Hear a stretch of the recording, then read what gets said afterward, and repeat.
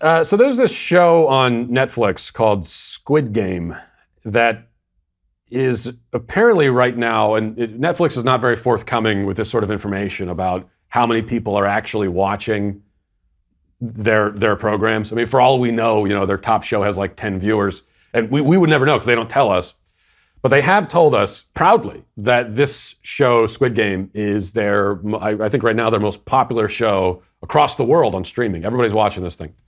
Well, here's the story from the Daily Mail, dubbing Squid Game the most twisted series on TV. It says, a gruesome Netflix horror series about a fictional deadly game show in which poverty-stricken characters compete battle royale style to win a $27 million cash prize has come under fire from viewers over its unnecessary gore and violence.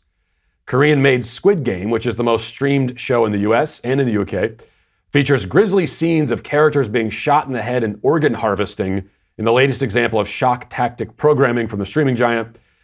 It's become a cult hit with fans. I don't know if you can call it a cult hit when it's the most widely viewed show on streaming right now. More of a mainstream hit. With fans of the slasher horror genre who have dubbed the 9-part series Saw Meets the Hunger Games and reveled in scenes of torture and mass murder. But some TV fans have been left repulsed by the excessive violence, with several saying they could not even make it through the first episode, and others recommending it be banned for viewers under 20 because it's too gory. And then it goes into graphic descriptions I probably don't need to read. In each episode of Squid Game, characters take part in bloody versions of traditional children's games like Grandmother's Footsteps or British Bulldogs, with the winners progressing to the next round of the game show. The losers are executed by a masked death squad standing by with machine guns. But I guess does add some extra intensity to Jeopardy or to a game show if that's the way they're doing it. And then it goes into graphic descriptions of what the show depicts, and I don't need to get into that. Having not watched the show, and I don't plan on watching it, it does bring up this conversation about violence in shows and when does it go too far. There's a tendency among people, I think on both sides, really, to say that, we try to say this about entertainment in general, whether it's sexual content or violent content, and we say, it's just entertainment. It doesn't have any effect on anybody. Come on. That's silly. What? So I'm going to watch Squid Game and then go out and join a death squad and start executing people? You think that's what I'm going to do? People do the same thing with pornography, and this is really like a form of porn. This is torture porn, which seems to be coming back into popularity. I can remember when I was a teenager, that was a big genre. That things like Saw. There's a movie called Hostel, and other movies where that was the whole attraction to the film. You went and you watched people get tortured for 95 minutes and then you left. And there's really no plot. That's just all that happened. And it seems like those kinds of shows dipped in popularity but are now surging back into popularity. So it's a kind of pornography. It's torture porn. And with actual sexual pornography, you hear the same kind of thing. The people defending it, saying, "Oh, I'm going to watch porn. You think I'm going to go out and become a rapist? Come on, it's ridiculous." Yeah, if you want to be reductive about it and try to draw these simplistic dots and connect them that directly, then yeah, it seems silly. Like no one is suggesting that you're going to watch a show like Squid Game and then go out and kill people directly as a result. That would be an absurd thing to suggest, but no one's suggesting it.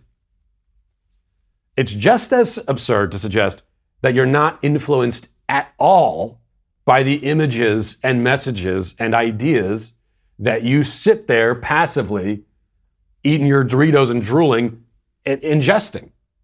That is also absurd. Of course it has an effect on you. We're human beings. We have minds. We are affected by all of the messages and images that we come in contact with. The advertising industry is if we're not affected by images and messages and ideas, then the advertising industry wouldn't exist. And with advertisements, they can influence you in 30 seconds. They can influence you with a billboard you see on the highway for 3 seconds as you're driving by. That's how impressionable, how easily influenced we are. And so I do worry about that. with pornography, of course, and I worry about that with gratuitous violence in films and in shows. And when I say gratuitous, that doesn't mean that every single show and movie we watch has to be rated G. I don't think that at all. Some of my favorite films of all time, Saving Private Ryan, one of my favorite films, extremely violent. I think what makes it gratuitous is when almost all of the entertainment value is in watching people be mutilated and killed in all of these gory and graphic ways. When that is the entertainment, if violence is part of the story, you're watching a war film, violence is part of the story. You can't take violence out of that. If you're going to take violence out of a war story, you might as well not tell the story at all. But when the whole story is the violence, and the entertainment value is in watching people be ripped open and disemboweled,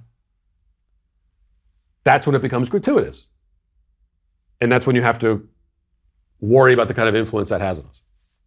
And I think the primary influence is not that it's turning people into murderers. It's desensitization. It's moral desensitization, which is also one of the primary influences of pornography. It's not that it causes you to go out and do things, kind of the opposite. It just turns you into this sort of blank slate. And you become desensitized to these kinds of images. And even though it's fictional, right? If you're watching someone be disemboweled in Squid Game, it's fictional, but if you're sitting there watching it and enjoying it, you do have to ask yourself, why do I enjoy watching this? Even though it's fictional, what is it about this? Because part of enjoying a fictional story when you're watching a show, part of the enjoyment aspect is to forget that it's fictional. If you have in your mind the whole time, oh, this is fictional, then you can't enjoy it. That's called breaking the fourth wall, right? So you have to surrender your mind to this story and get into the mentality, sort of pretend that it's not fictional. So then you have to ask yourself, what is it about that I enjoy watching? It is feeding a part of me that probably should not be fed. If you enjoyed this video, be sure to give it a thumbs up and share it with all your friends.